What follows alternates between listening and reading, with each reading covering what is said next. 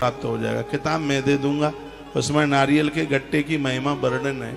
वर्णित है, जब आप अपने भाई को वह देते हैं या मंदिरों में आप चढ़ा देते हैं या हवन में टुकड़े कर करके उसको डालते हैं, ये कैसे घोर गरीबी का नाश करती है गिरी।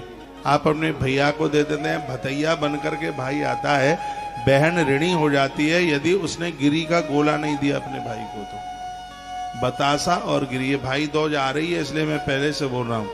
हल्दी में थोड़ा सा आप दही डालिए, थोड़ा सा जल डालिए, उसको मिलाइए, लंबा तिलक करना भैया के। नया बान आता है तो हल्दी से पूजा होती है उसकी। भाई दूज पर हल्दी से भाई के माथे पर तिलक किया जाता है और बतासा और ये गिरी का गोला दिया जाता है उसको, तो अपने रूमाल में का, हाथ में का, अपने थैला में। लेकिन आजकल तो बहन भी बड़ी फैंसी हो रही हैं बहुत ज्यादा, वो तो काजू की कतली मंगाती हैं, हाँ मीठा बहुत। फिर भैया सोचता है पैसा तो जेब में कम है, दीदी ने 750 की मिठाई दे दी है और हम तो 500 ही देने के लिए सोच रहे थे। तो एक बार तिलक कराते समय तो वह ये सोचने में लग जाता है, तो आप 800 रुपया किलो की काजू कतली क्यों दे रहे हो, हैं 60-70 रुपया किलो आता होगा बतासा।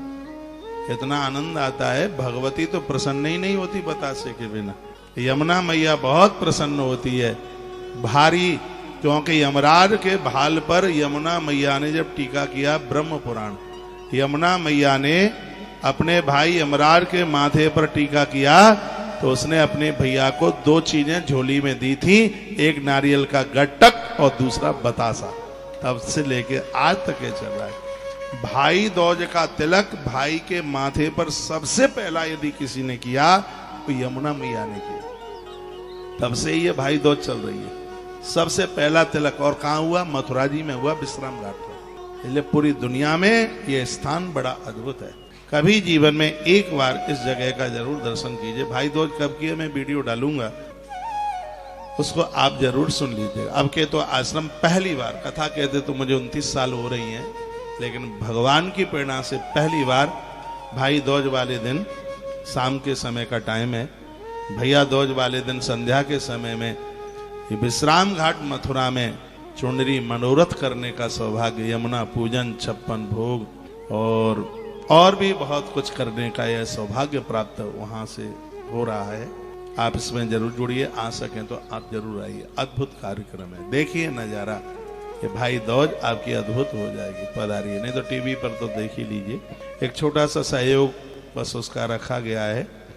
आप 50,000 रुपया खर्च करके भी ऐसा ना कर पाओगे, सिर्फ 2100 रुपए का सहयोग, छोटा सा सहयोग, जिसमें सभी व्यवस्थाएं उसी में, ब्राह्मणों की दक्षिणा वक्षिणा के सहित, भंडारे के साथ सब कुछ उसी में ही है।